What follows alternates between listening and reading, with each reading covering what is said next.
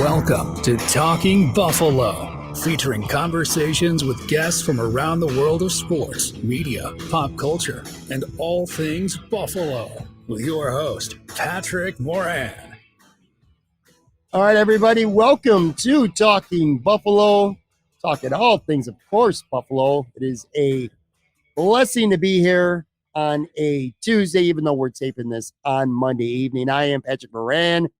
Thank you, as always, for stopping through, whether it's on the video side, whether it's on the audio side. I am joined, as always, for my Tuesday shows by my good friend, writer, podcaster, sports media personality, Detroit Lions fan. I could keep going. My man, Joe Yerdon. What's up, bud? Oh, not much, man. It's catching my breath after that Super Bowl, man. That was some kind of game. I know we're going to talk about it a little bit, but man, that was something else. It was a great game. It was. I mean, an unsatisfactory ending, unless you're a Chiefs fan. You know what I mean? It kind of stunk the way the game ended, but did not lack for drama and for excitement. Yeah, we'll talk a little bit about the Super Bowl. Got maybe one or two Bills-related takeaways from that game. Let me get your thoughts on some of the entertainment, the musical entertainment that went on. Of course, we'll talk some Sabres.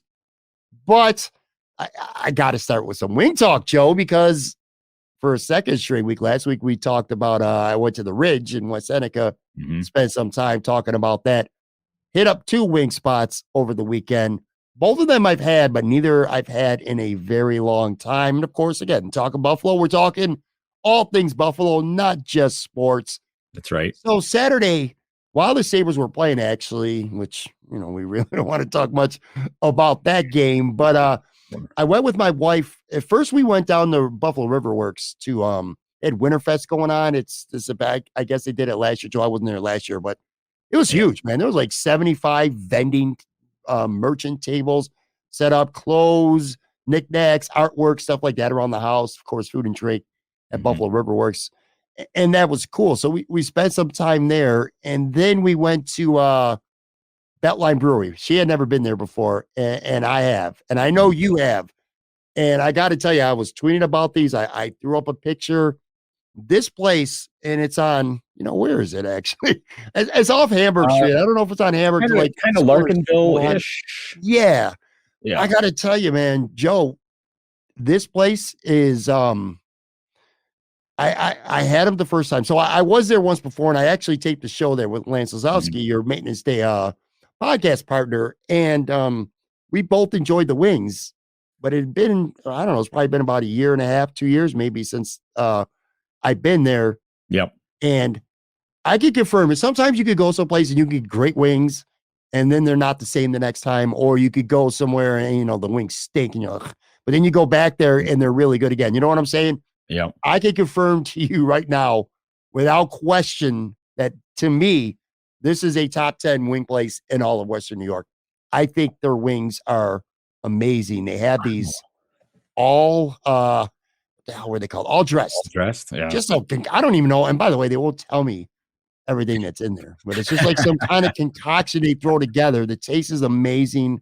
The 716 wings, which is like their traditional sauce type wing. I'm telling you, it reminds me a little bit of Barbell, the way they tasted. Really, really, really good, man. Now you've been to this place, so I know you got some insight as well when it comes to Beltline Brewery. Talk about that a little bit, man. Because it's been a few months since I went last time. So I think our experiences were probably pretty similar with the wings. But I got when we were there, it was, you know, me and a couple buddies were there, just, you know, hanging out, having a couple beers, and it was like, oh, they had like some kind of wing special, so we're just like, okay, let's just grab some wings and eat. And like, I remember you from when you were there before with Lance, and you saying like, wings are pretty good, and I was like, oh, Pat says they're pretty good, then they got to be pretty good. So I got them, and I was like, whoa, baby, these are something else. I got the 716 sauce, which I think is it's like basically medium hot, I think it is.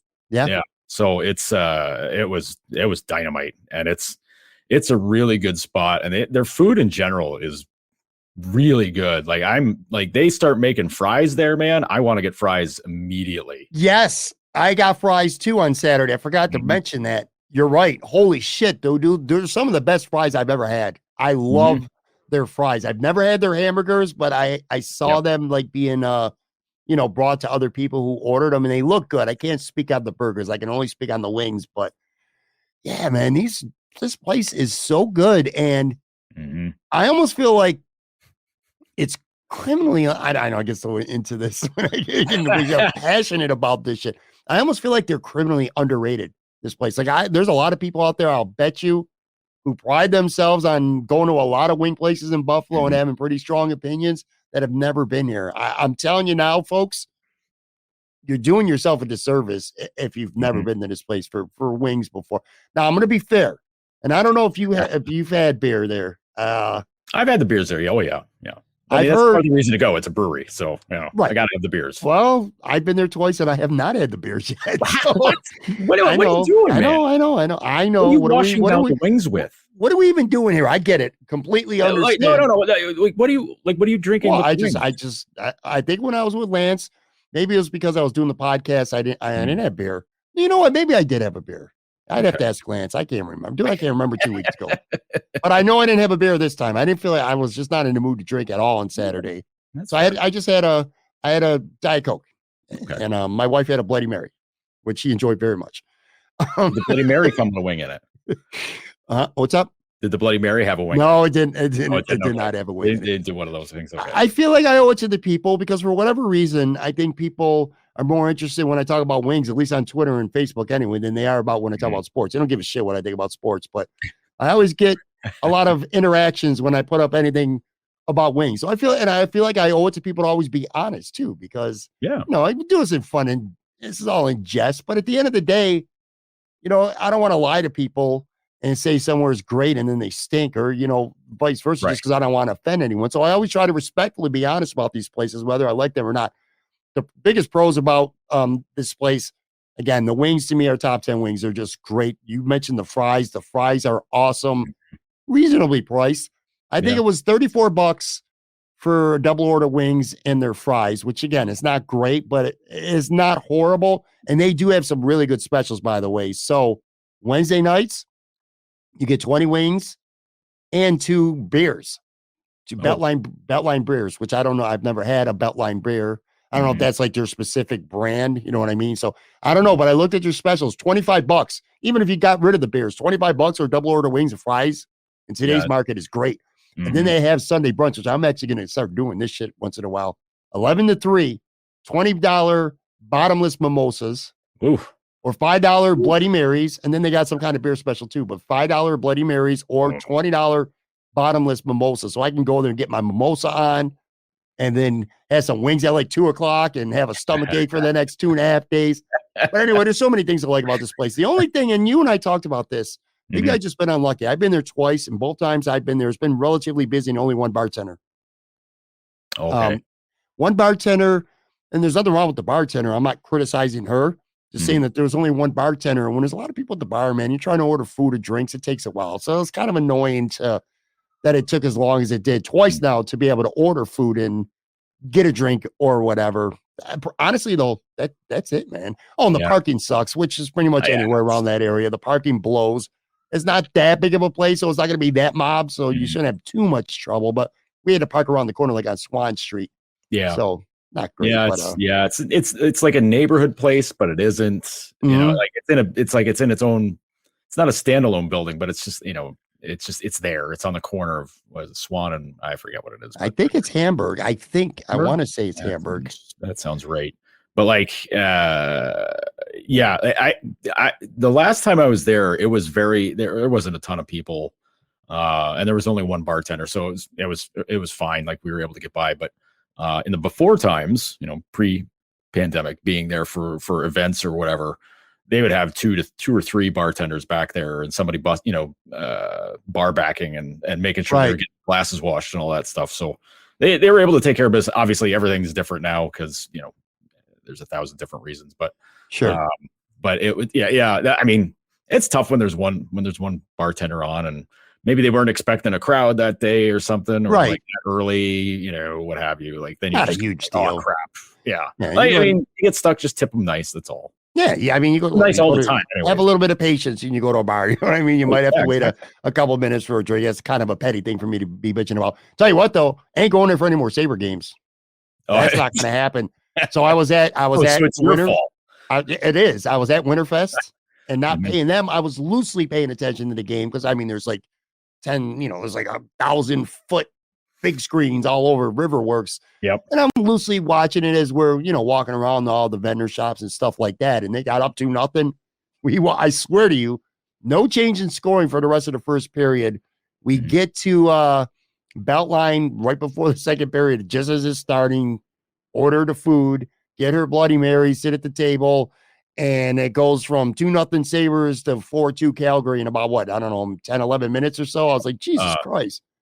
Five, I'm done. I'm 5 not minutes. going to watch any Sabre games at Beltline Brewery again. But It's 5 minutes, 22 seconds. It went from oh God, 2-0 to 4-2. So it was really annoying to watch. it was And a tie game within 20 seconds.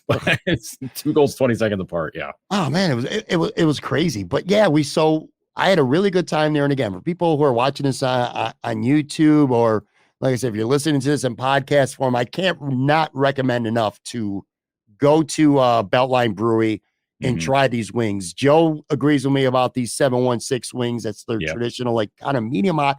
I think they're more than medium, but they're not quite hot. So I think medium hot is that blend is Mhm. perfect. I think they're really, really good. Yeah. And I've said this a million times. It's one thing to have this really unique specialty flavor, which is cool. But to me, I'll always judge first and foremost a wing place by their traditional wings. So their Mhm. traditional wings are good, very good. And these all dressed wings, I'm just telling you, man, they're next level. But you can't eat 10 of them. There's the taste is so wild. It's like mix it up, like maybe get half 716, Yeah. half all dressed. That's what my wife and I did. And I was gonna say all dressed. It's like the all dressed chips where it's like what? It's like barbecue, salt and vinegar, ketchup, and something else. yeah, Like it's all those flavors wrapped up into one. really, It's a lot of flavor for a wing. it really is. It's I think it's one of those wings where you're gonna love it or hate it. I just like I said, I personally Mhm. loved it.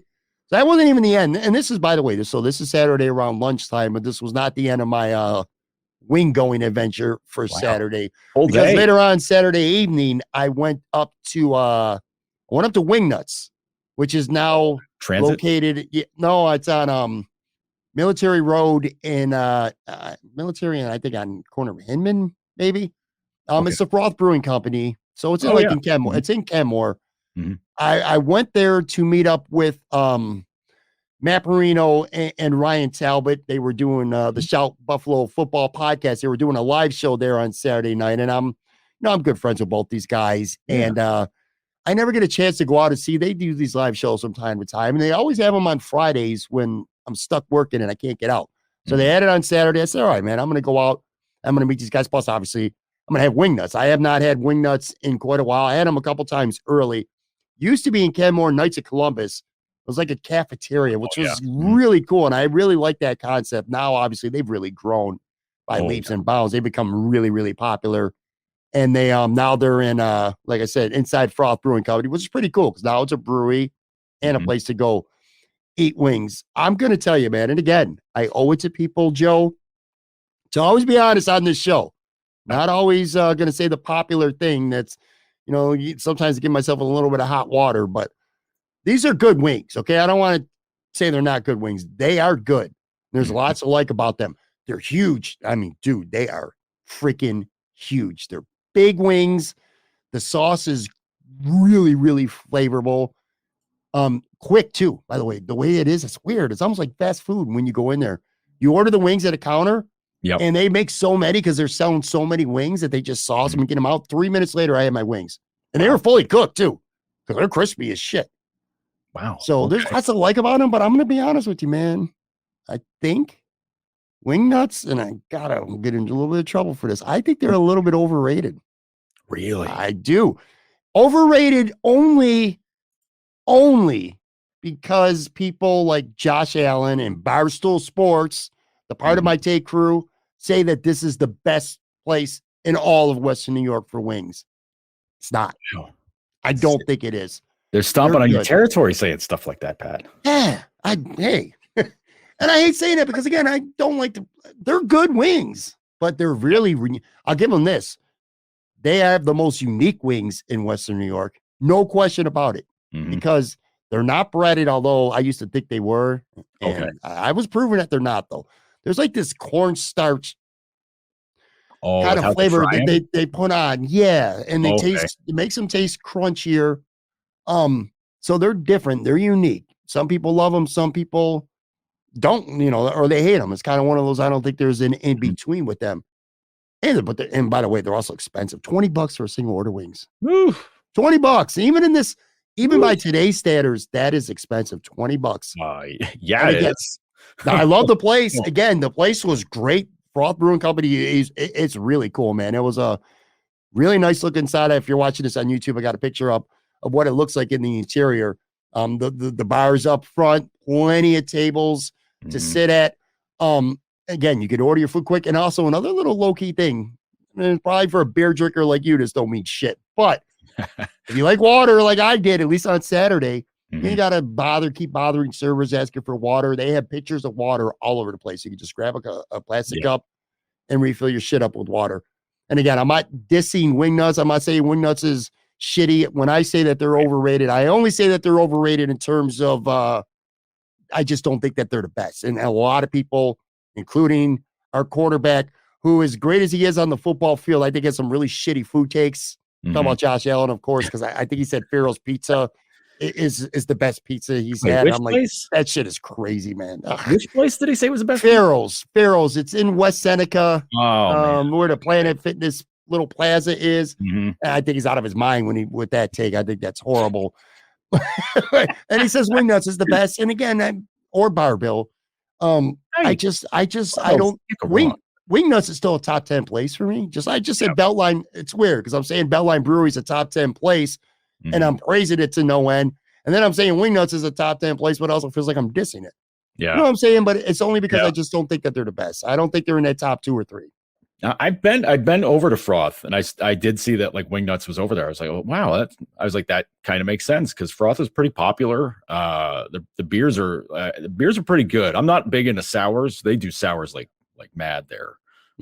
That's a big thing for them. Some of them are pretty damn good. Like they do some wild flavors with that, which sounds weird to say for beer flavors, but that's totally the stuff they do. But I saw it was Wingnuts. I was like, oh cool. I was like, maybe I'll get some. And then I saw it was $18.40 for 10 wings. I was like, no, I'm just sorry. No, I mean, it's again like that. It's not me being cheap. It's just me saying like, listen, terrible value. I came here to have some beers, but like $20 for some wings, man. Like they better blow my pants off if they're going to cost that much. You go there and you get a single order wings and just one beer. And even if you just leave a $2 or $3 tip, you're talking $30. Yeah. For one beer and a single order wings. That's a lot of money for wings. Yeah. That's like dinner. That's like steak dinner price territory. Do you know what I mean? It's now in fairness to them, I will say their wings are they're bigger than anywhere else. Yeah. So, I mean, you are paying more, but you're also getting 10 big ass wings. So I don't give them some credit for that. Yeah, again, as long as they're big wings, like that's, I can stomach it a little. What a the pun. sauce, I can stomach it better. Yeah. The sauce is great. Matt Perino convinced me to try mild, and I smirked at him. I'm like, what are you, mild? What? Mild. But they were flavorful and they tasted, they had a little bit of a kick to them for being a mild. They had a little bit of a kick to them. I got Cajun. Their Cajun was pretty hot. I mean, it was virgin on hot. Ryan Talbot got me to try some sriracha. Goddamn, I'm drawing a blank. It was sriracha garlic, something, honey garlic. Sriracha, honey, garlic, which was actually, those were the best. I tried like 4 different flavors of wings with those guys, and those were the best. Again, I'm not really dissing Wingnuts. I do think they're very good. I just don't think that they're the best. So if you think they're the best, I guess, or the top even 2 or 3, then I do consider them a little bit overrated. I feel like sometimes for things like that, I have to mentally prep myself for what the cost is going to be, because the price is coming down at some places, and some places are doing specials. Like, and they're not wing specific places. I'll be straight up about that. Like for football games, Thin Man was doing dollar wings, which I'm like, okay, cool throwback.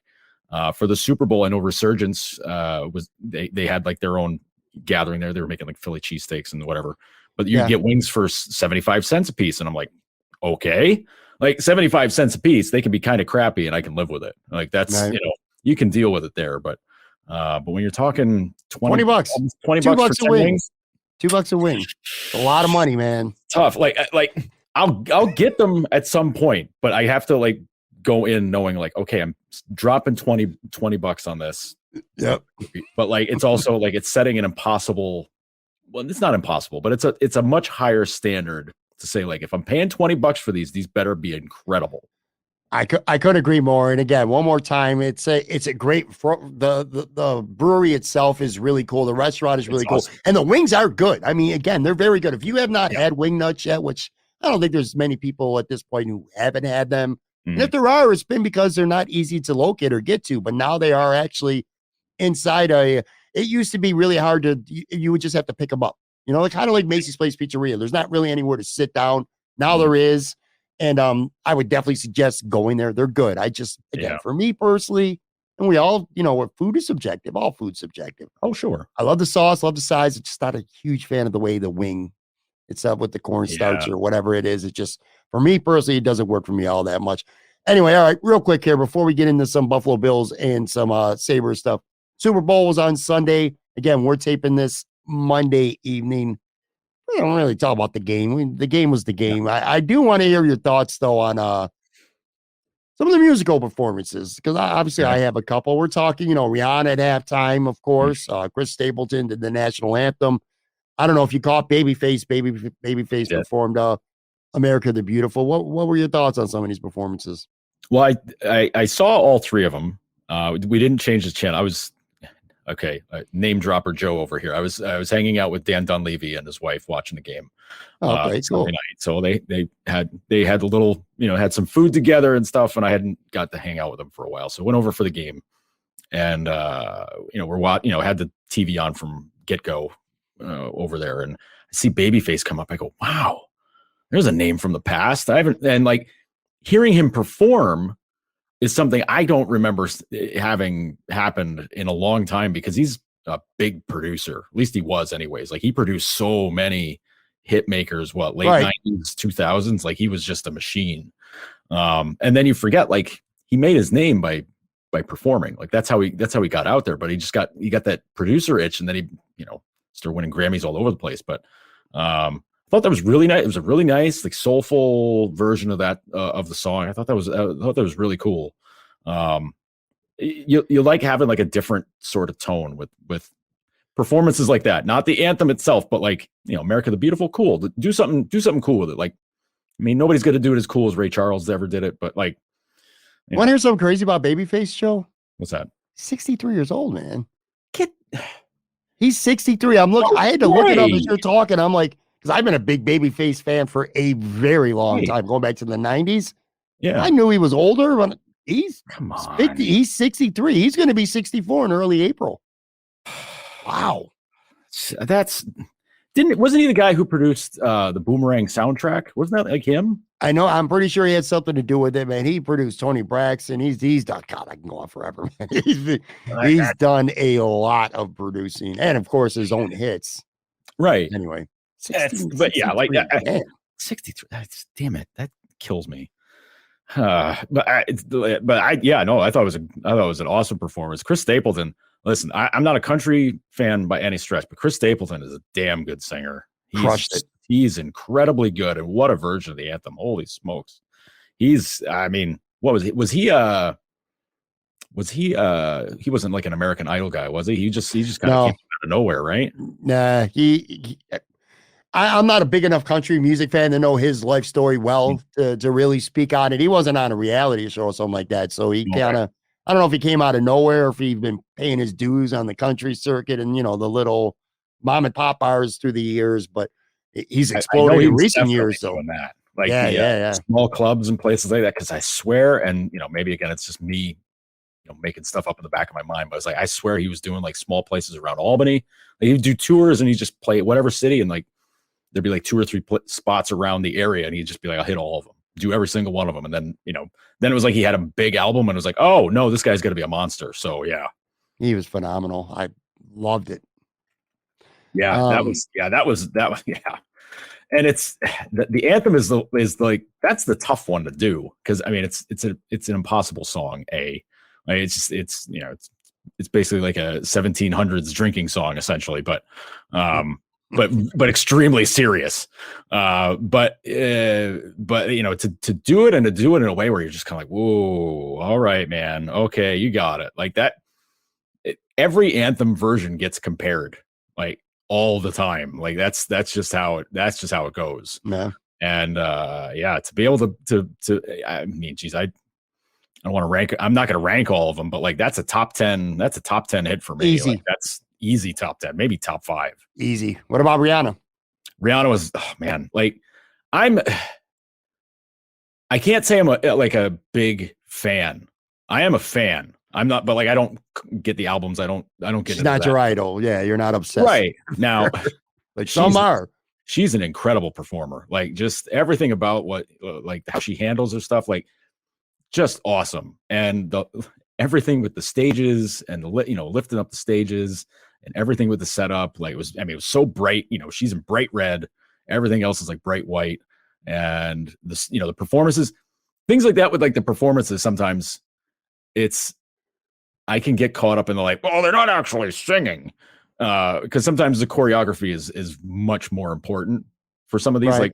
Like after the game, we went back and watched Michael Jackson at Super Bowl 27, I think it was, with Buffalo and Dallas, and like everything that he did for that was all lip sync because of it was all the album cuts because he's dancing and he's doing all of his stuff, and you're like, well, that I get. The more they dance and perform, the more lip syncing that's going on. And like I'm not gonna hate on that. You do what you got to do, but man, oh man, like her voice is incredible. She's an unbelievable singer, and like just. She owns the spotlight, man. She's awesome. Like that's a halftime performance. That's like that's one of the all timers. Like you're going to remember that for good reasons because even if you don't know a lot of the songs, you knew enough of those to be like, oh, that's her. Okay. And then the thing I like though, like a lot of stuff she does is like duets or like, appearing on other songs or whatever. A lot of them. Yeah. She just jumped on, did her part from that song, and was like, whatever, next song, let's go. And I was like, all right, that's cool. Yeah, that's pretty good. Like that. I enjoyed her a lot as well. To your point, it was clearly because I went back, by the way. I mean, I hosted a Super Bowl party at my house on Sunday, and there was it was a good 15 people or so. Now, you know how it is. We got a bunch of people talking over each other, having a couple pops, and you're listening, you're watching, but you're not really completely dialed in 100%. So I went back on Monday morning and I actually watched on YouTube. I found the Babyface performance and I found the anthem and I watched Rihanna's entire performance. Although, and I've on the NFL's official YouTube account, which by the way, one quick little edit that they did. I did like Rihanna's performance. I couldn't care less that she laid down the musical track before it. It's not really lip syncing. What they do is they play. No, their live rehearsals, they record this is what I've heard now. They record their live rehearsals before the day before, 2 days before the Super Bowl. And they play that track and then they sing over. Sometimes they might lip sync. Sometimes they'll sing over it. You know what I mean? Yep. It's kind of like their safety net for when they're performing. And the people like Michael Jackson and Rihanna and Bruno Mars are moving around a lot more. They're the ones who are more using it as opposed to somebody who's just sitting in front of a piano. Or like a rock band, like when U2 performed. Yeah, there was no lip syncing going on with that, at least to my knowledge, anyway. Yep. But anyway, so that doesn't bother me at all. I thought she was very good. Don't get me wrong, it didn't bother me either. I was just commenting on it, but I was a little bit surprised that, and you hit the nail on the head. You said it. She's been collaborating with so many big stars forever. And I was waiting at some point, and maybe, I don't know if I should be disappointed or not, but I was surprised, I should say, to not see, like when she did Umbrella. I was waiting for Jay-Z to do the intro like he does on the record. And I know Jay-Z was at the game because they showed him on TV and during the pregame, or, like her Eminem to come out, or just so many other artists that she has collaborated with. So I was a little bit surprised that she didn't do that. The other thing, too, and it is floating around. This is what I said. I'm going to pull it up on the YouTube side. At one point, she grabbed her crotch. I'm just going to say it, all right? She grabbed her crotch and she put up to her mouth and the nose and smell. And I thought that was like kind of raunchy, This was a kind of like, an eloquent, really futuristic type of performance. Mhm. Like, why? Which, by the way, again, on the NFL YouTube, that's nowhere to be. That got cut. That got cut. So the stuff that's floated around on YouTube, at least the official stuff, Mhm. they cut that out. I thought that was kind of unnecessary. It didn't really that kind of performance. But all in all, the choreography was top notch. I mean, it was elite. It was great. Babyface was cool too. Very understated. Again, I'm a huge Babyface fan. I was fine with it. It was nothing special, but it's not supposed to be anything special. He's sitting there with a guitar, and he just put on a really. But the highlight for me, without question, was definitely Chris Stapleton. I'm telling you right now. I mean, Whitney will probably always be number one for me, just because I how much I love Whitney Houston and just the moment, the fact that the Bills are playing in it too. But I got to tell you, man, all that stuff, right? Chris Stapleton for me is probably top 5, 4, and maybe even higher. He might even be top 2 or 3. I mean, when I listened to it today on Monday, I was so blown away. I'm like, it was a flawless vocal performance. And then good camera work by Fox to catch Nick Sirianni, that coach for Philly, crying on the sidelines, which he said leading up to the game that he remembers growing up in Western New York and Whitney singing, and just he always wanted to be in that moment in the Super Bowl on the sideline with the anthem. So got emotional thinking about that. But all in all, really cool stuff. See, this got me looking back at like who else has done it in the past, and I'm just kind of like, because I'm forgetting a lot of them, like a lot of them. Yeah, and, I always. I'm just going back. I'm like, wow, they did. Wow, okay, they did that. Oh, wow, oh, she did. Wow, that's cool. Yeah. I just so many of them that it just like went right out of my mind. I just don't remember. Sometimes less is better, and like he didn't oversing. He didn't leave any notes hanging forever, and I really like that. It's just a good old fashioned redneck rip it up, sing the anthem, and I absolutely loved it. And for the couple jerk offs out there on the political side who had to make this, I don't even want to say her name to give her any recognition, but just don't. One very radical politician had to start talking about the wokeness of the hat. I'm like, we know what you're trying to say. Shut up, you're a piece of shit. Yeah, it was, they were all enjoyable performances. And again, I'm just really high on Chris Stapleton. I just thought that was a spectacular performance. And I bet you he won a lot of new fans. I'll bet you there's a lot of people before the Super Bowl knew very little or nothing about him that are probably going to go listen to his catalog of music after this. Did it with Rihanna. I mean, that's why they do this. They don't get paid for it. Rihanna didn't get paid for this. They get a budget to put your show together, but sometimes it goes over that and they spend their own money. But the recognition and the, just people knowing more about her, they'll gain fans. Anyway, now I know you don't remember. I mean, maybe you don't. I don't. But I had to look up who, aside after Whitney, who the next 3 from the Bills Super Bowls were. I will buy your next round of wings if you can tell me all 3. I won't even be able to name one of them without having to spend a lot of time thinking about. However, I am intrigued, and this is a fun fact for the podcast. Let us have it, man. Who were the 3? I'm going to make a clip out of this too, because I guarantee you most people don't. Name the 3 performers after Whitney for the national anthem songs. Okay, so Whitney was Super Bowl 25. Super Bowl 26 was Harry Connick Jr. Okay, I remember it now. I blanked out with that one. Super Bowl 27 and Rose Bowl, Pasadena. Now, we mentioned that Michael was the halftime performer. Yeah. Garth Brooks did the national anthem. Can you imagine going to you're at the Super Bowl and then Garth Brooks is doing the national anthem and then Michael Jackson's doing the friggin' halftime? Are you kidding me? That is crazy. And I did not know that. Wow. Yeah. Wow. Yeah, Garth did the national anthem. I do not remember that. What about the last one? And then Super Bowl 28 was Natalie Cole, which that's pretty freaking cool. I do remember that. Now, here's the worst part. If you're at Super Bowl 29, you got Kathy Lee Gifford, unfortunately. What? Yes. I don't remember that. Yeah. She sang the national anthem? Yeah. Yep. Super Bowl 30 was Buffalo's own Vanessa Williams, too. So we had Whitney, we had Harry Connick Jr., we had Garth, and then and then Nat King Cole. Oh, wow. That's Nat King Cole's daughter. Yeah, that's why I meant Nat Cole. Wow, that's really cool, man. Useful information here on Talking Buffalo, man. Like that's 4 really impressive singers. Let's take a real quick break. Come back on the other side. I got a couple of Bills takeaways from this Super Bowl, and then we'll talk some Sabres with Joe Yerdon.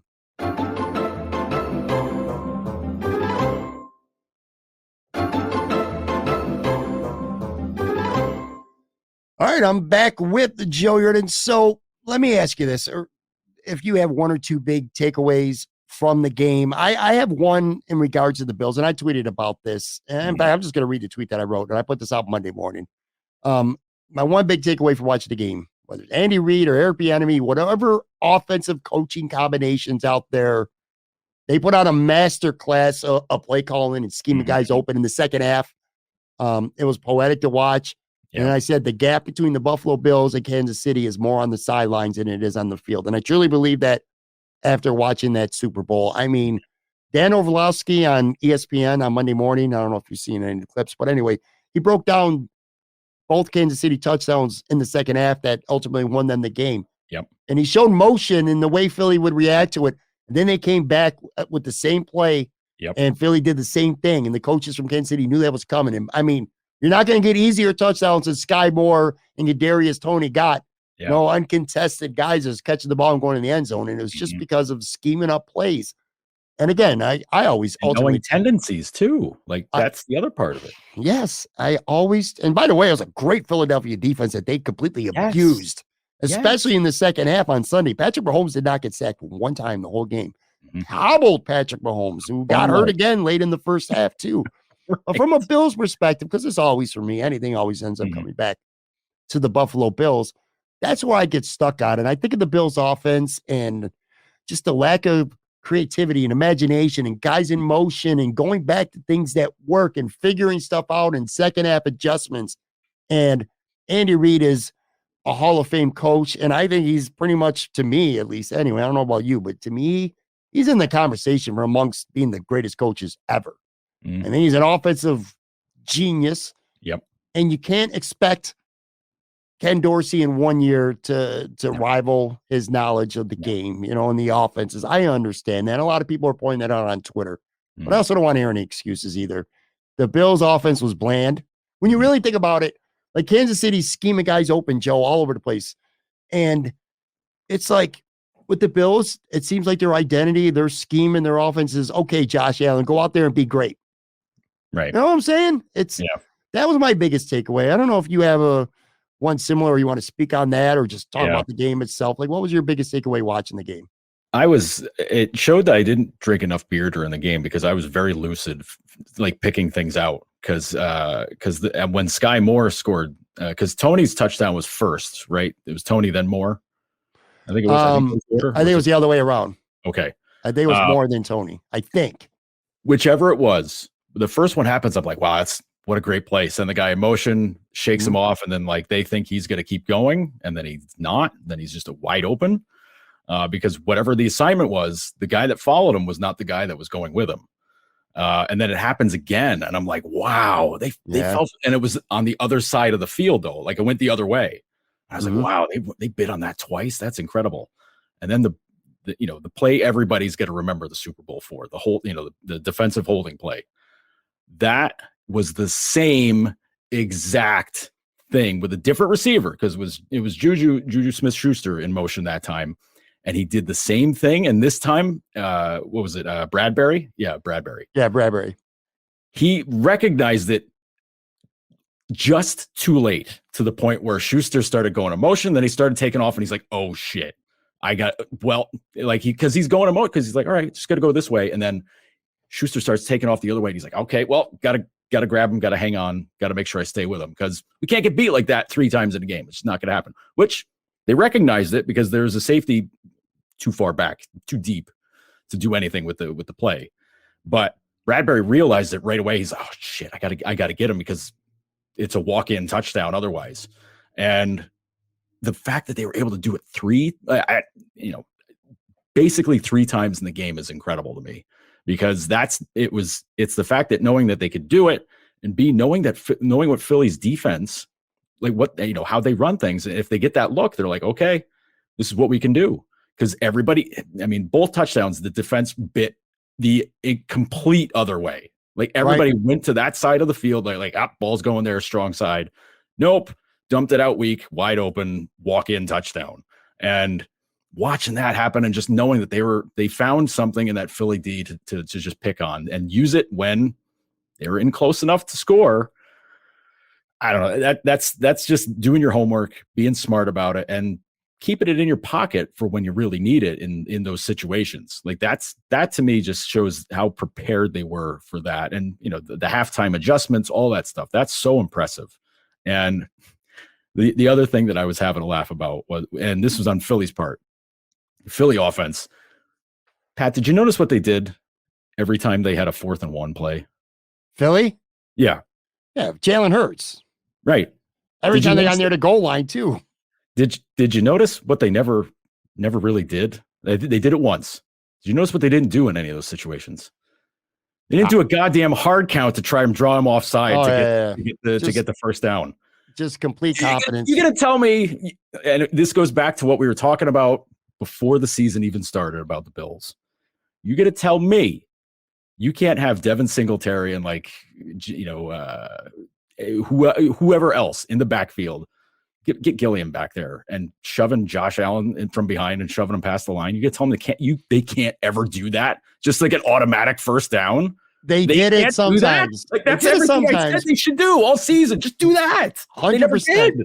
100%. You're right. It's almost like they didn't want to run the play too much. An easy thing. Like they can only run it so many times. I agree. They did it every time. They beat him every time. There's an all-pro D tackle in there. That dude couldn't do shit. I was very jealous watching this game again because I ultimately turned it into a Bills thing for me. I was very jealous of the coaching, both sides. Philadelphia's aggression. Like it was incredible. It was like 3rd and 5 or something like that from midfield, and they ran the ball. And it's like they ran the ball because they were never going to not go for it on 4th down if they didn't get it. You know what I'm saying? It was just and no hesitation either. Kansas City with the adjustments. For years and years and years, you hear about Travis Kelce. Oh, everyone in the stadium knows he's getting the football. Everyone watching on TV knows he's getting the football. How does he get so open? Well, because they scheme him open. Misdirections, play action passes.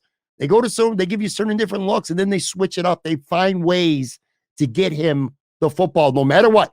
And you look at Stephon Diggs with the Bills, and Stephon being very frustrated at the end of the year, and for good reason, by the way. It's because they don't do enough to find ways to get him the ball. If a team wants to try to shut you down, get him lined up in the slot more, get him in motion more. There's so many things you could do. But the Bills just don't seem to do that. So between Philadelphia's coaches being aggressive and Kansas City's just being just unbelievable at adjustments. I mean, God, I can't say it enough. It's just that's my biggest takeaway from the game. And congratulations, by the way, to the Chiefs. They lose Tyreek Hill, and everyone. I know I was talking about this team might not even win their division this year. They might be in a fight to get in the playoffs because you got the Chargers. You got the Broncos just trade for Russ Wilson. The Raiders get Devontae Adams. All the talk. And then the Chiefs lose. Oh, they're playing for the future now. They're worried about a couple years from now. Well, guess who just won the Super Bowl? And this is no disrespect to Josh Allen, just like the ditto with Joe Burrow or anyone else in this league right now. Patrick Mahomes is the best quarterback in the NFL, period. End of story. What's he at? 6 seasons in the league. He's got 2 Super Bowls now. 5 as a starter, by the way. 2 MVPs, 2 Super Bowls, 2 Super Bowl MVPs. He is already on that top 5 to 7 list of all-time great quarterbacks. Your boy retires tomorrow. He's going in the Hall of Fame 5 years from now. And again, when you compare Josh can on any given day can go play for play with him, and he has. We saw it, and he can do it in the playoffs too. It's not like some fluky regular season game. So I'm not dissing Josh. Josh is great. No. But when you're comparing a quarterback to one of the best, and maybe by the time he's done, the greatest quarterback in the history of the NFL, you might fall a little bit short. The difference between Josh Allen and anyone else and Pat Mahomes is Josh can go on and beat you on any given day because he's a phenomenal player. But over the course of 17 games in the playoffs, nobody is going to be consistently as good, wart-free, as Patrick Mahomes is. And it's just unbelievable how good this guy is, man. That's why, when they lost to Cincinnati in the AFC Championship last year, and they lose to Tampa in the Super Bowl, and everything about those games was the Tampa one was because they couldn't block for him because they had 3 linemen out. They couldn't stop Tampa's pass rush. Like Mahomes had 0.3 seconds to do anything with the ball. Yeah. Okay, Kansas City went out and fixed that immediately in the offseason. They're like, okay, that's not going to happen again. And Cincinnati schemed up, found a way, and Mahomes had an off day, without a doubt. Throws an interception, whatever. Sure. And you take away Tyreek Hill, you bring in a bunch of kind of role player sort of receivers and a bunch of guys that they have skill, and you can just kind of throw them in there and they'll figure it out. Plus, you still have Kelsey, and the O line is together and gelled, and like they've got their act together. Like they were chewing off runs like crazy too. Like Pacheco had a great game. Had a great game, sure. Great game. Even Jerick McKinnon, a handful of plays, he had they couldn't stop him. They couldn't. He always contributes. Sure. Yeah. Right. So it's it's you look at how they played, and like nobody got near Mahomes. And when they did, he got away. Like he chews off that 30-yard run in the fourth quarter, and you're like, okay, like it's like once Philly finally got sort of in the backfield, and he just ran away, and there's nobody there to pick him up. And it's like, how you get, why you got to waste the spy on somebody who's got a bum ankle, and then this guy takes off and runs out for almost 30. Like it was just a perfect performance in the second half. Like I'm trying to think of other Super Bowl performances like that in close games, because blowouts, like whatever, Joe Montana lights up the Broncos in a 55-10 game. Of course he did. Like, of course he did, but in a game where it's tight like that, to see a guy and don't forget he's hurt. I mean, he was clearly hurt too. So way less than 100%. That when he went to the sideline in the first half and he's just like in pain, you're like, oh boy, he might be done. Like, is it Chad Henne time for the second half, and Philly's going to run away with this? Like, it's wild. But I mean, geez, man, it's incredible to see somebody play like that and realize you're watching greatness, and just be like, that dude. Like, it's Brady. Like, you'd see Brady just finding ways to win. You're just like, geez, this freaking guy can't stop him. And then Mahomes is the same thing.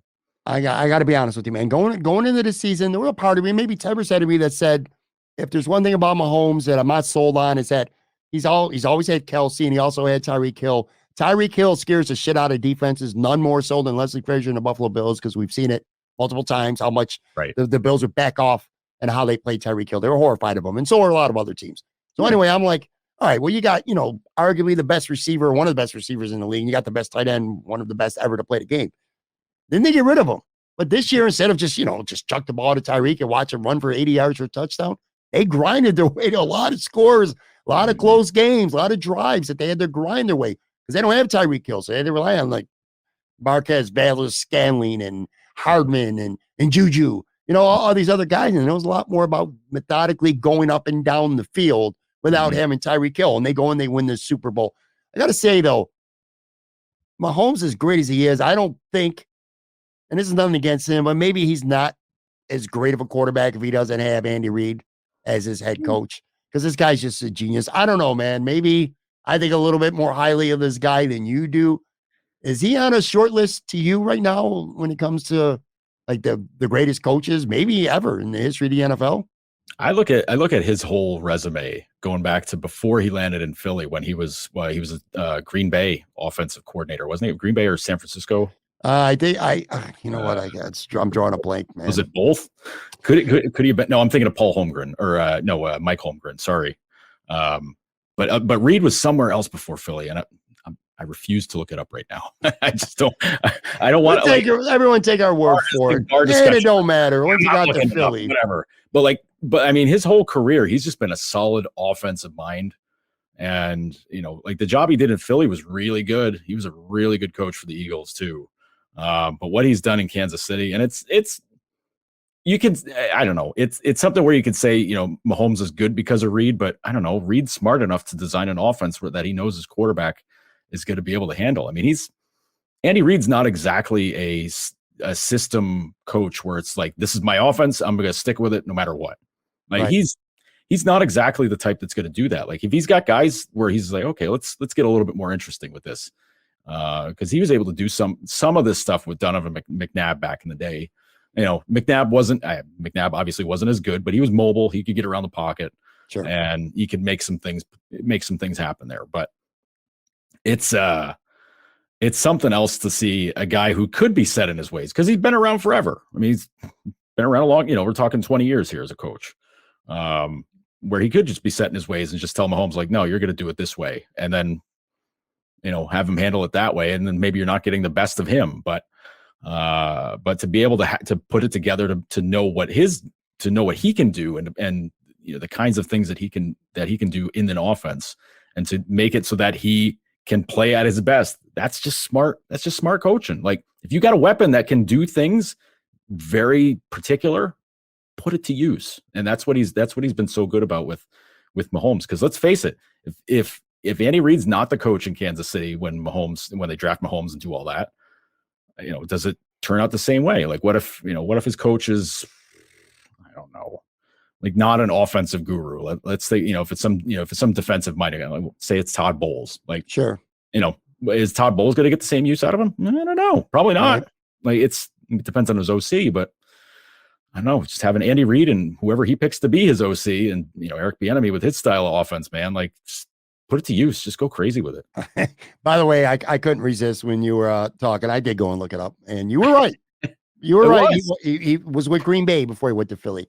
Not an offensive coordinator. He was the quarterback's coach and an assistant coach. That's right. But yeah, he was with Green Bay. Then he went to Philly and became head coach. Because he was under Mike Holmgren and being in Green Bay, wasn't that? I knew it. Yep. So, props to Andy Reid. So all right, so now the season's over. So now we are officially in off-season mode. And when we do this show next week, we'll probably start to spend some time talking about some guys who may come or go, some potential free agents, where they might go in the draft. We're off-season mode, But right now, when I look at this season in totality, this might sound like a cop-out, and I understand if it does, especially to somebody if you're not a Bills fan. You might think this is a cop-out. If it is, you can be honest with me and tell me. Oh, I will. I'm going to look back at my biggest takeaway for this season, okay? And you know what, to me, was the most damaging thing that happened this season? Not counting the obvious where a player almost dies on the field, of course, or, things like that, or net massive injuries. To me, this season, the way it played out, at the time, it didn't feel like it. I've always said, Joe, that people are always like, well, it's just one game. This ain't fucking hockey or baseball where it's 82 or 162 games. It's only 17. Every game matters. A loss in football is like a bad entire week and a half in the NHL. You know what I'm saying? Where the Sabres go out and they lose, 4 out of 5. That's what it to me is like when you lose an NFL football game. Yeah. I'm going to, considering everything that happened to the Buffalo Bills near the end of the year with the injury to Vaughn and DeMar, they were drained. They were spent. I'm going to go back to the Minnesota Vikings game when they had a 3-score lead and blew that game. To me, that is the single most damaging thing that happened to this football team, because now they lost 3 games this year. They lost to the Jets. They lost to Miami. They could have won those games, but I don't think they necessarily deserve to or should have. Right. Minnesota game was freaking over. Yep. You could point to a million different plays, but just 2 of them. Cam Lewis on 4th and 1,000,000 with Justin Jefferson. And I got it. If you're watching this on YouTube, I get mad. Get mad just looking at this. If you're listening on the audio side, pause this, go on YouTube, and go to, I don't know, roughly the 53-minute mark or wherever. Justin Jefferson's got not even 1 full hand on the ball. Cam Lewis has 2 and didn't knock the ball down. Justin Jefferson comes down with the ball. That was the game right there. Minnesota had 1 timeout. The Bills pretty much could have ran the clock out. Okay. Even after that, they by some miracle are given a reprieve. Shaq Lawson stops Kirk Cousins on the half-inch line on 4th down. Get out of the end zone. Don't fumble the ball. Game is over, Josh Allen. What happens? They lose the They lose the game in overtime. It should have never happened. If the Bills win that game, Joe, they're the number 1 seed. And this is what I was talking about with the most damaging thing. This team at the end of the year, and they admitted it in the locker room, they were drained. They had nothing left. This team needed a rest so bad. They needed that bye. That's where I'm getting at with this. The Bills needed that bye. They needed a week. And forget about being at home field. I don't care. That they proved it didn't mean nothing. But what meant something was they needed a week to get right. Physically, 3-4 days. You get a bye. That's 4 days where you're not practicing, 4 days when you're in the hot tub. Mentally, getting yourself right. This team needed rest and relaxation. They needed that bye week more than anything. They had nothing left. They were running on fumes at the end of the year. The New England win with 2 Hines kickoff returns. That might be the only reason why they won that game. They barely beat a 3rd-string quarterback at home in the wild card round because they were running on fumes. They were out of gas. And then it imploded against Cincinnati. A good team just ran all over them, ran them out of their own stadium. Because they were, in part, Cincinnati is a great team. You and I both talked them up all year. But The Bills are on fumes. They needed that bye. They lost to Minnesota. They didn't get it. To me, that's the most damaging thing that happened all year. I think that it's also the psychological shake from that game too, because they were up, what, 3 scores? 3 scores. 3 scores, yeah. So and then you lose it the way that they did. Yeah, I mean the Jefferson play. I mean geez, I totally forgot about that insane catch. Like that's probably It's probably a catch that gets him MVP. You know, like offensive MVP or whatever the hell he got it was. Pretty sure it was 4th and 18 too. Yeah, it was something. It was something bad, but the goal line fumble after they get the stop. I mean, huge D stop. I mean, that should have been the game. Like that was the game. It was a game. And then fumble the snap, Josh. Right. Yeah. Then to have that happen, and it's not like Singletary fumbled it or he did in the second half though. By the way, helped contribute to blowing that 3-score lead. But right. I know you're right, man. But you know what I'm saying though. Like it's not just somebody else fumbling it, turning it into a Viking touchdown. It's your guy. It's the guy who your entire offense centers around that just didn't get the snap. Didn't ball bounces everywhere. He doesn't get it. Like that's a lot of like psychological damage, and literally 0 of those players will say like that's the reason. That's why we didn't get far in the play. Nobody's going to pick that out. Nobody's going to say that, but it's a cumulative effect. Sure. And it's the dominoes. It's what you said. It's the domino side of it. Like they lose that game, they don't get the top seed, they don't get the bye, and then even still, if you're playing, this is just assuming like you're playing like the AFC. Say if you get to the AFC title game, you're playing it in Atlanta, like whatever. No, they'd be playing in Buffalo because they would have been the top seed. Yeah. That's right. So I mean, it is the snowball effect, but I mean, it's so many ifs, ands, and buts because you're right. The Miami and the Jets games, like they played like ass. They kept turning the ball over to them. Everybody wants to blame nature for the Miami, freaking whatever. Like Miami had guys passing out too. Like let's give me a break. But I mean, to go back and nitpick like games like that and say like that's why we lost. Like, no, there's 1,000 reasons why you lost. The biggest one is because you didn't show up against Cincinnati. But completely agree. And again, I'm not one to make excuses for the Bills, but I do think that I believe what they were saying. I think they were just emotionally drained and spent. If Pat Moran and Joe Yerdon are the same age, you go to the same school, and we're going to have a schoolyard fight, and you and I are both pretty much equally skilled fighters, you very well might kick my ass. That might be your day. You might kick my ass. But I promise you, if I'm getting, if I was sick for the last few days laying in bed and I feel weak and I'm physically drained and I got nothing left, then you're really going to beat the shit out of me. Like, you know what I'm saying? If that makes any sense, I got to feel like that's how it was. I think dirty, Pat. So you wouldn't stand a shot. I think the Bengals were as good or better than Buffalo. And I've said this many times, no matter what, but I just think that it was not a fair fight from a Bills perspective because I just don't think that they had anything left to give. If they get that rest, they win that game. They beat Minnesota because they did not lose another game after the Vikings until they got pounded by the Bengals, by the way. But if they get that rest, first of all, they're getting a week worth of rest, which again, to me was the biggest thing. And then they're playing Jacksonville in the second round because they wouldn't have changed anything else the way the first round of the playoffs shaked out. It would have been Kansas City. That might not have gone well. Jacksonville came in the playoffs pretty hot. Sure. I mean, you never know. You never know. But the Bills would have been rested. I just think rest, mental and emotional rest was the biggest thing that really killed the Bills at the end of the year. I do. Now, I said you don't want to make it a cop-out, which I get. And it sounds like one. I admit it. It pretty much is. Yeah. But also, like you're saying, are you willing to give them a pass because of all that? Because if you are, you're basically saying, nope, run it back again. We can beat them. We can beat them handily. Am I willing to give them a pass to an extent? You're basically saying, like, normal situation, this team can beat all of them. Yes, I do think that. I do. So you're back with the same crew after watching what Cincinnati did. No. I wouldn't say run it back with the same 53 guys. They need to improve. And we'll talk about it in a coming weeks, what we really think they most need to improve at. So, no, I'm not saying they can run it back with this team 1 through 53 and necessarily win the Super Bowl.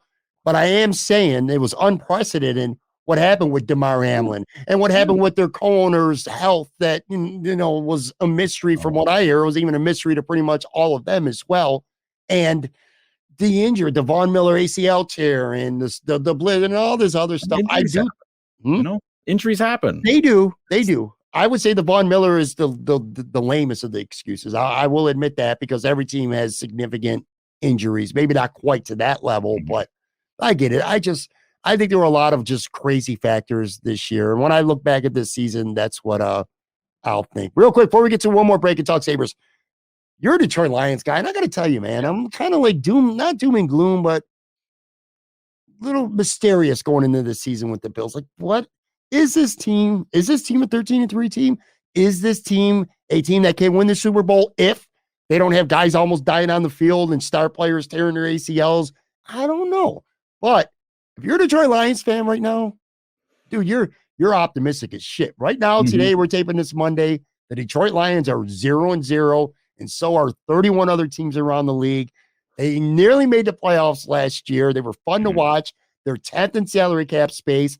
They had the 6th pick and the 18th pick in the draft. So 2 first-rounders, 2 good first-round picks, a real chance to maybe go get a couple good players, rookies on the defensive side of the football to really kind of round this team into shape. Again, you got cap room to do some stuff in free agency. I think Jared Goff played well enough that you don't have to reach necessarily for a quarterback at 6. Like, if you really love 2 guys and there's a third that you're like so on, you don't have to take that third guy now, because I think Jared Goff played well enough to kind of erase that a little bit. You're a Detroit Lions fan, man, and you are.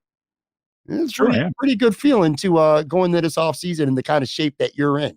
Yeah, it's I know I was yelling at you on Twitter earlier this year when I was like, don't you tell them to not draft a quarterback. But it looks like of the 5 teams ahead of them, 2 of them are definitely getting quarterbacks. So sure, if one of those 2 somehow fell into their lap at 6, I think they have to change a lot of what they're thinking, because it's going to be somebody on the defensive side, I think, with that 6th pick. I agree. And I think even at 18, I think it's still going to be somebody on the D side.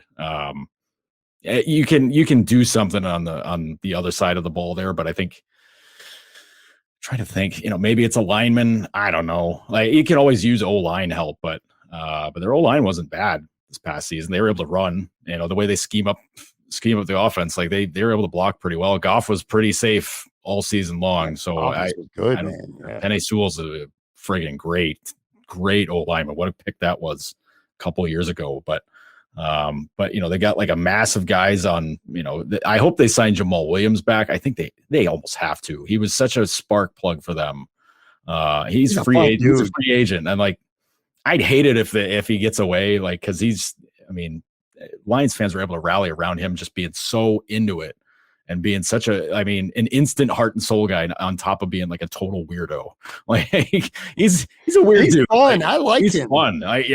I seen a happy hour Zoom with Tyler Dunn with him a couple of days ago. I'm like, this dude is wild, man. Yeah, like big anime guy, like loving like Naruto and all that. Like he's hilarious. I think he's fantastic, and it makes sense why Green Bay got rid of him. They're just like, this guy, I don't know about this guy's gonna fly here. Aaron Rodgers probably chased him out of town himself. Is like, this guy, what are you talking about, man? Get out of here. But like the receiver wise, geez, they've been able to like, not necessarily plug guys in, but like, what was it, 2 years ago? Like Marvin Jones was the guy in there, along with, St. Brown becomes, rookie year. He breaks like team records and stuff. And he did it again this year with how well he played. They were able to trade Hawkinson, and it didn't turn into a disaster for him, which blows me away, because everything about their offense was like, we need a tight end to go through. We need a guy to be there to take care of things. And then suddenly they didn't anymore. Right. What are you doing? And then, I don't know, the offense got a little bit more streamlined, got a little bit better as they went on. But it's a really interesting offseason for them, and one where it's not where I'm just kind of like, it doesn't matter what they do, they're going to suck. Like, there's, it looks like Green Bay's, I don't even want to get into the Rodgers nonsense, because that's just feeding into the machine. Whatever. Screw him. But like, they're gonna be like, if they bring him back, he's gonna be a pathetic. They're not. And if they get rid of him, okay, what's Jordan Love gonna do in his first year? Like, whatever. Minnesota, I called them fake from the beginning. You're right. They were phony contenders. I said it so early on in the season. I go, these guys are not for real. You're right. Cannot be for real. And I was 100% right. The Bears, man, Bears got to get some linemen to protect Fields.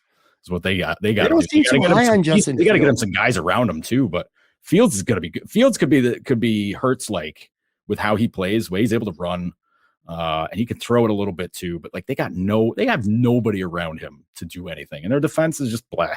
So Bears are a mess. Bears are always a mess, but the chance is there for Detroit to really get involved with things this year. And listen, I know Minnesota is going to be there, but they're phony. That's a phony team. I don't care what they do in the offseason. They're a phony team.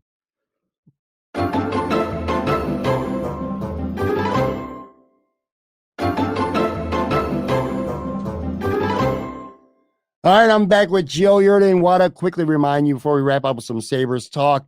Starting next Thursday, we are going to be doing a live show. I'm going to be doing a live show every Thursday night at Imperial Pizza, 7:30 p.m. They'll be live streamed on the internet. I'm going to have a different guest every week.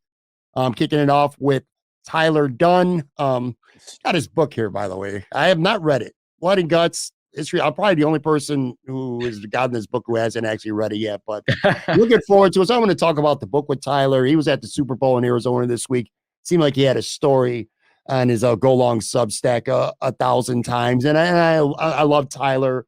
I've known him, worked with him actually since 2005 or 2006. We worked on a blog. This was before Tyler was a mainstream writer.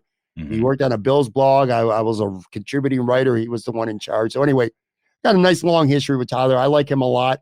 And what you're doing reminds me a lot. And I've told you this, kind of the path that Tyler has went down, having his own Substack. And now you're doing the same thing with Noted Hockey as well. Mm-hmm. By the way, again, $5 per month, $50 per year. That is that's pennies, man.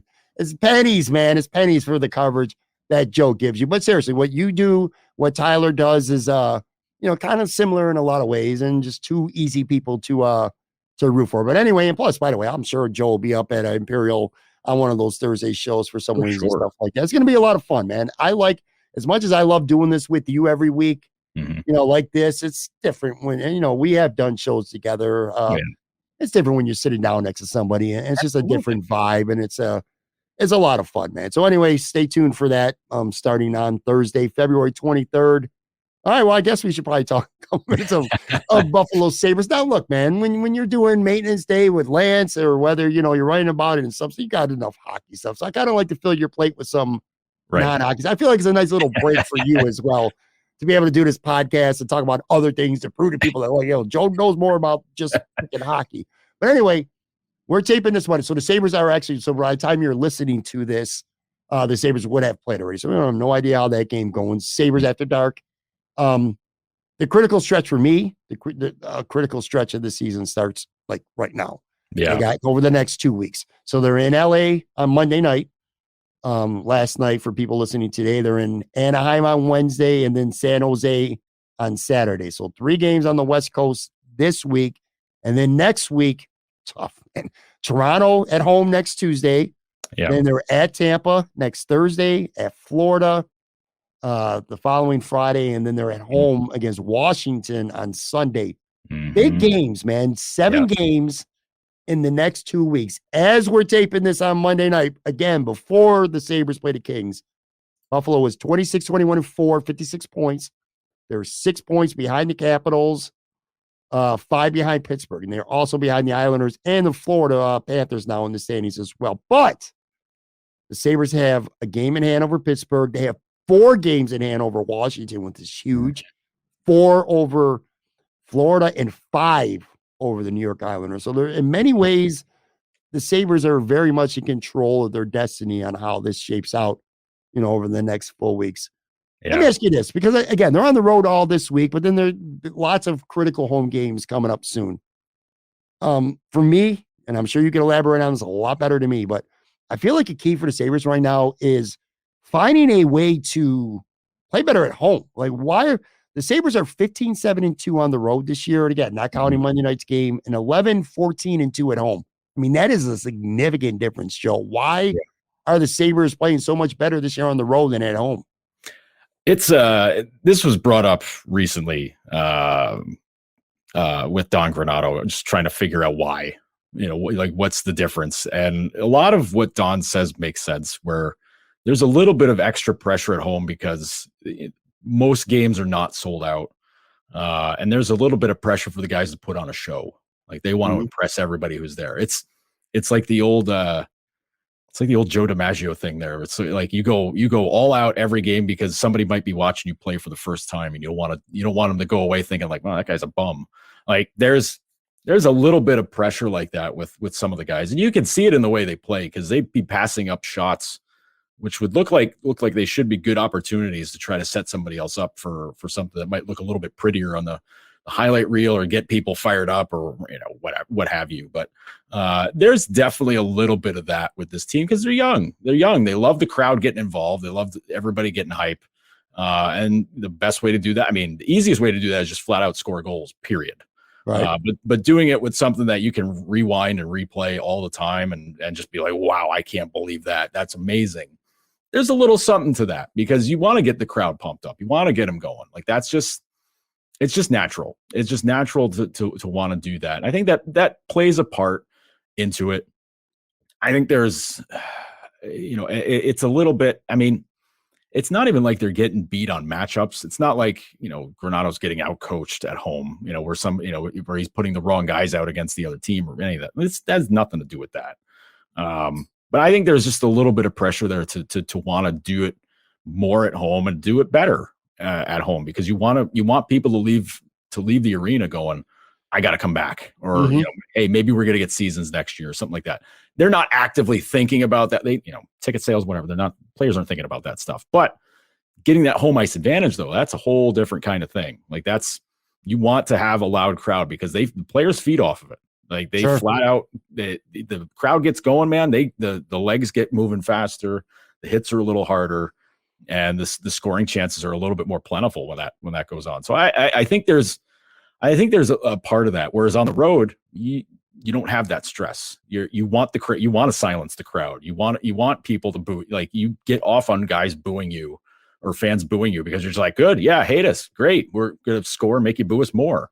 Like that's kind of embracing the heel role there. But at home, guys want it bad. They're young. Like there's a lot to be said about the youth, and I think there's a big part of that where it's like we want to put on a show. We want to score like the insane highlight goal that everybody's going to be talking about, and sometimes that gets against you because when you pass up scoring opportunities and it goes the other way and it goes in your net, then the heads come down and they're just kind of like, oh man, this sucks, this is bad, and then they maybe get caught dwelling on it, and then suddenly it's in their net again, which is kind of what happened against Calgary. Like they give up the one goal and they're just, it's 2-1. This sucks. Like, I hate that we did that. And, it was a really nice goal too. It was a really pretty goal. And then the second one gets scored and you're like, uh-oh, right. Here we go. And then things snowball from there. And, bad things can happen. It happened against the Carolina outclassed Buffalo in that game, but Calgary game was more like like you can almost wipe it away. I wrote about this a little bit on Noted Hockey, but like those being the last two games that fans have gotten to watch, it's like, well, one featured one of the best teams in the NHL against the team that was like, boy, break's coming soon. Let's get ready. Let's get ready to go to the beach and just get run off the ice. Whereas the Calgary game was first game in over a week. Guys had a couple of practices and whatever, but like nothing prepares you for getting back up the speed of the game. And Calgary had already played a game or two, including one of the games of the year against New York, like 2 nights before. So, they were ready. They were, kind of pissed about losing that game. So they came in fired up, and you get behind a Daryl Sutter team, man, it's going to be a hard road to get back in the game. And they just weren't able to do it. All right. So let me preface this one last time that we are taping this Monday early evening, a couple hours before the Sabres play in LA. I hate projecting things that by the time people hear it might end up being old news, but it's worth noting that at practice, and I'm sure going into this game on Monday night, that Granato has made some line changes. Mm-hmm. I think Tage Thompson out skating like Poso and Middlestat, at least for Monday practice. And again, this might be a moot point. They might go back to what's worked for them with the top line by the time you're listening or watching this on Tuesday. I guess I'm just asking you if you're a little bit surprised that he's tinkering with lines right now or not? Or maybe you just think it's the smart thing to do? I think it's worth doing right now. Because I mean, obviously nothing really seemed to look good against Calgary. And that, it's tough to judge off of that because again, first game in over a week. Right. But there's been, going back before break, a handful of games there beforehand where you're like, things seem to be a little bit off. And he was kind of playing with stuff before and got a look at, some other, took a look at some other things and decided, he got a little bit into the game and he's like, nah, let's go back to what we were doing before. Playing around with it this time, like I kind of get it. Like, Cousins has been playing very well, been playing very hard. So putting him with Skinner and Tuck, like I get it. Like that's a hard physical line too. Like Tuck can throw the body, Cousins loves throwing the body, Skinner's a pain in the ass. So like that's a good way to kind of get the Kings a little bit pissed off and back on their heels maybe. And it's still a dangerous offensive line. Thompson with Opozo and Middlestat is fascinating for me because Casey's played better. Whether fans want to admit it or not, he has played better. But he and Opozo have vibed pretty well in the past. And Kyle's played pretty well too. It's really hard on that with Krebs and with Gergensen. It's really hard to generate a lot of offense there just because the defensive assignments are a little tougher. And I think that's a big part of why you kind of spread things out a little bit because you need to have the better defense on the road because you don't get the matchups you want. So that's why Asplund gets back in for Peterka. Was it Asplund, Jost, and oh man, Olofsson. Like that's your trio there. I get it. Asplund and Olofsson, they work pretty well together in the past. Jost has been has been awesome. So that makes sense. And then Quinn, Krebs, and Gergensen's with the fourth unit. That one's really interesting for me because it's not your traditional, checking line setup because Quinn's an offensive guy. Krebs is turning into a really solid two-way type player. And his defensive game is much better. And Gergensen's is your hard body, forechecker type. So I think the idea here, I think, is to kind of spread out the defensive responsibility among the four lines and still have offense to go with that. Because you still get it with Cousins, with Tuck and Skinner.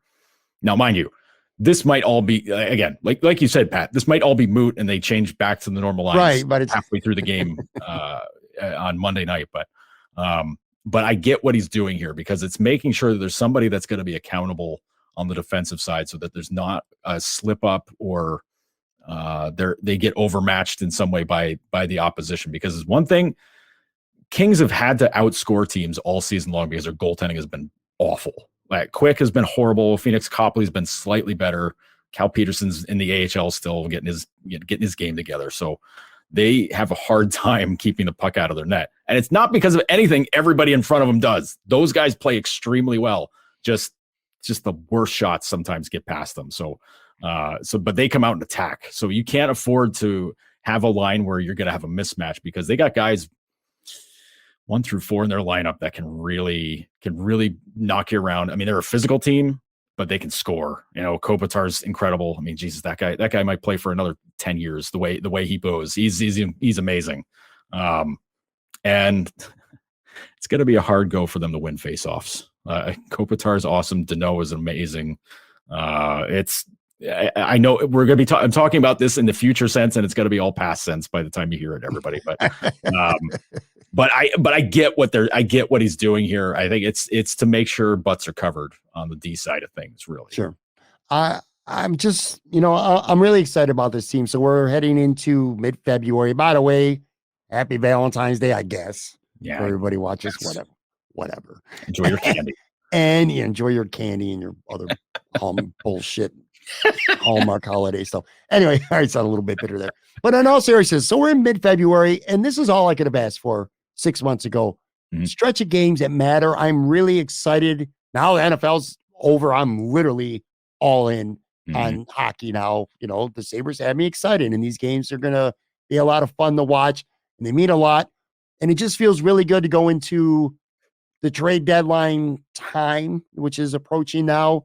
Mm-hmm. And usually I'm looking at, all right, well, what Sabres are penning free agents that they're going to try to get something for, at the deadline. Now it might be the other way around. So there's a lot of things to be excited about, and it's a lot of fun to watch. Last thing, and then we'll get going here. One thing I want to start doing on this podcast when I have you, when we have a chance anyway, is having parting shots. Like, it can be about anything that we talked about today, or just something that's on your mind, sports, pop culture, TV, life, whatever it may be. We'll just have a parting shot each for the week. I'm kind of throwing this at you. It's not like I've given Joe much time to really think about anything that he wants to leave our audience with. Well, I'll start first. I'll give you a couple seconds to think. For me, it's I want to encourage Buffalo Bills fans out there to just approach this offseason with a little bit of balance. It doesn't have to be one or the other. Like, this is not a football team right now that can run it back. And we talked about this a half hour ago, and you told me, can this team run it back? No. They do need some help. They need to get better on the offensive line. I think they need another weapon. If they lose Jordan Poyer, which I think very well may happen, it's going to leave a hole at safety. We don't know what's going to happen with DeMar. The Bills have had a pretty mixed bag of results with draft picks over the last few years, early draft picks. I think you're going to be relying on a lot of young players to be better next year. Point being is this: be realistic about the team. They're not the Kansas City Chiefs are the team to beat right now. And they will be as long as Patrick Mahomes is healthy. Point blank, period, of end of story. All right, so let's be realistic. This team, I sat there and said if they beat the Vikings, they get the top seed in a bye and they get the rest, and maybe they wouldn't. And maybe they do. We'll never know. But my point is this team's got some work ahead of them. So you got to be balanced. But at the same token, the sky's not falling either. They won 13 games last year, Joe. They went 13-3 despite everything that happened. Okay. They've won the division the last few years. They're one of the best teams in the NFL. Their roster from 1 to 53 is right up there with the very best teams in the league. There's a lot to be excited for. So kind of have some balance. The sky's not falling, but they got work to do as well. And I say this because it's always one or the other on social media, and it's such a freaking headache. It's only February. They haven't even signed anybody, or we haven't even done real mock drafts yet, and all this other shit. But just have a little bit of balance if you're a Bills fan when it comes to how you perceive this team. And last thing, too, coaches, you can love Ken Dorsey and Frazier, or you can hate them. They ain't going nowhere. So get used to it because they're going to be back this year. So have some balance, Buffalo Bills fans. Yeah. I trying to come up with a parting shot here. I'll get into. We got talking about Lions before. One of my teams. One of my other teams is the New Orleans Pelicans, and I know we never talk NBA. I love it though. Go ahead, man. Oh yeah, but let me tell you how bummed out I am about Zion Williamson having another setback with his hamstring. Like, this dude is just, and I hate using the word cursed, but man, oh man, just it's one thing after another for him, and he was playing incredible ball this year. Like 26 points a game, something like that. Pelicans were like one of the most exciting teams to watch, him and Ingram and all these guys. And now they're talking about weeks, being out for weeks after the All-Star break, which is this weekend, I think it is coming up. It's such a bummer. It's such a bummer because it was like, wow, the time's come. It's time for them to like start rising up in the West. Now, I mean, granted, changes now with Kyrie going to Dallas and everything that was going on with the trades and the stuff, and Durant going to Phoenix. Like, Jesus, like, come on. But it's such a bummer to have your team where it's like, oh, they're out there, they're getting there, like they're fun, they're doing all this stuff, and then Zion's out again, and you're just like, oh, come on, catch a break for once, please. I want to see him. I want to see him get to the. I mean, they're still like in a postseason type spot. They were way up in the West before they had a dreadful January. Like, him, like Zion and Ingram and a handful of other guys were out, and it's like, oh, come on, catch a break, please. Just if he can get healthy and get back before the end of the regular season, and I don't know, maybe they can go on a run in the play-in games and get hot again. But it's such a depressing letdown because it was like, they're playing so well. It is. And I'll tell you, man, New Orleans is a fun team to watch. And Zion is one of the most fun players to watch in the NBA. It really is a shame And I hope to go. No, I remember Joe Embiid for a handful of years. It seemed like he can never stay healthy, but now look at him. He's been healthy the last couple of years, and he's an MVP candidate the last couple of years. Hopefully, we'll get that. Guys, man, I'm telling you. Yeah, for sure. All right, guys, make sure, again, go to notedhockey.substack.com. Check out Noted Hockey. See what Joe's got to offer. Again, $5 per month. I mean, come on, man. $50 a year. Cannot go wrong. If you're a Sabres fan, to me, this is absolutely a must-have for you. I do want to say, too, one other thing, too. If you're listening to this on podcast form, it's always available the next morning. If you are watching this on YouTube, this actually is going to be put up. I'm starting to do this now. I probably should have told you this. I'm premiering these videos at night. Not sure quite what time. It depends on what time we tape. So these will actually be premiering tonight. So if you want to catch us on YouTube, you can actually watch this before it actually drops the next day in podcast form. Again, make sure you subscribe and like and hit that little bell next to my name, Talking Buffalo Podcast, because then the notifications will come and I'll tell you what time it's premiering and all that other stuff. I just want to throw that out there. But anyway, thank you guys very much for watching. I appreciate you all. Appreciate you, Joe Yerdon. Thank you, Pat Moran, and listen, subscribe to notedhockey.substack.com because it's my birthday Sunday. You want to get me a nice gift? That's a subscription is the best way to do it. Oh shit! Happy early birthday, bud. Thank you, man.